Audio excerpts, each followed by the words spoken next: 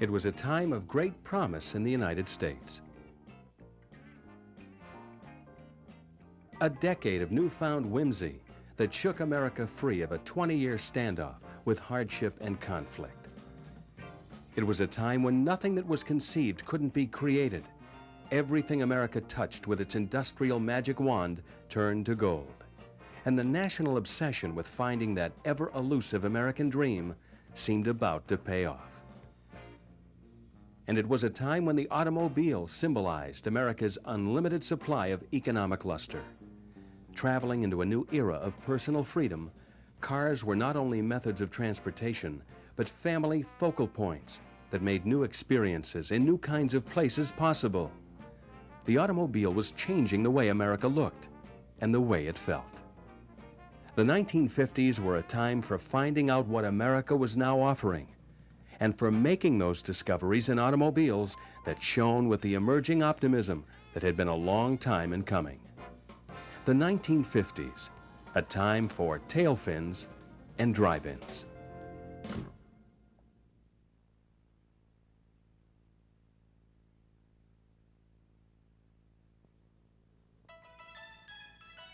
As troop ships steamed back into American ports at the end of 1945, the GIs that had helped win World War II lined the rails and savored the sights they had left behind. As these returning heroes made their own personal adjustments to peacetime, they were unaware that the country they had risked their lives to defend was about to go through some dizzying changes. Although conflict would erupt again in the early years of the next decade in a place called Korea, the overall mood and mindset of the United States in the 1950s was clearly on the upstroke. The average American, the government, and enterprising businessmen with a keen eye for picking up new trends in service and marketing were on a collision course that converged on the doorstep of this unfolding decade of change. And the automobile, which had for 40 years previously played a more practical role in the lives of most Americans, was also about to take on a new job description, as the good times were about to roll. The automobile, up until the say early 1950s, 52, 53, was pretty much a utilitarian device, except for the middle and upper middle classes, which had Buicks and Oldsmobiles and Cadillacs, and they were able to use those cars a little more recreationally. But the average Joe pretty much uses little old Ford and Chevrolet to get down the road back and forth to work. Americans would still depend on the family automobile for the simple task of commuting to and from their jobs. And with the appearance of another post-war manifestation, suburbia, owning a car was now more necessary than ever, as suburban communities sprouted within miles of major cities nationwide. Sprawling residential developments, patterned after the example set by Levittown and similar post-war communities, hopscotched across the United States as American veterans were now raising children, and the middle class was steadily gaining numbers.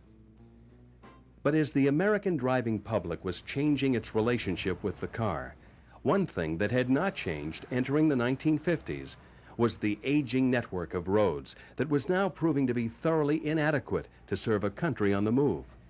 Then, shortly after the end of the Korean War, President Dwight D. Eisenhower, with widespread support from Congress, set into motion an aggressive initiative to create not only a new ultramodern highway system, but a source of thousands of construction jobs for returning veterans. The creation of the interstate highway system would place an even greater emphasis on the importance of the automobile in the 1950s.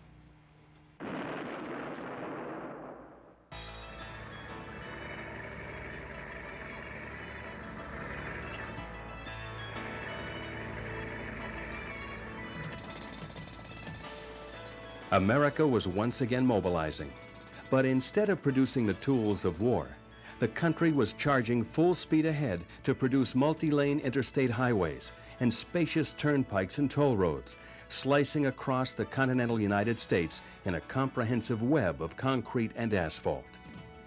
Each new highway was greeted with an exuberance and fervor that up until then had been reserved for inaugurations and ship launchings.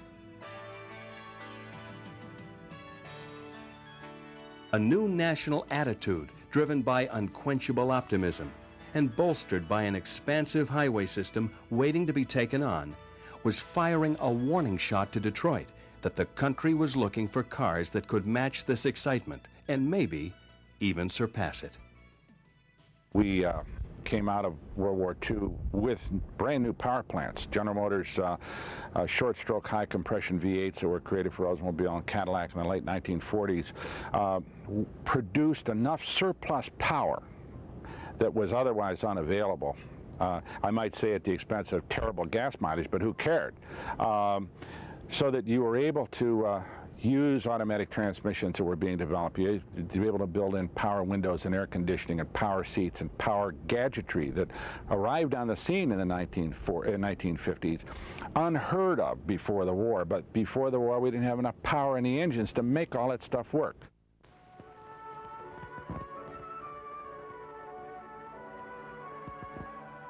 The arrival of the 1950s ushered in another cultural phenomenon that would harmonize strongly with this wave of positive energy ringing throughout the country. A fascination with the future. And here, American industry was hoping to provide a crystal ball for eager consumers who wanted a piece of tomorrow now.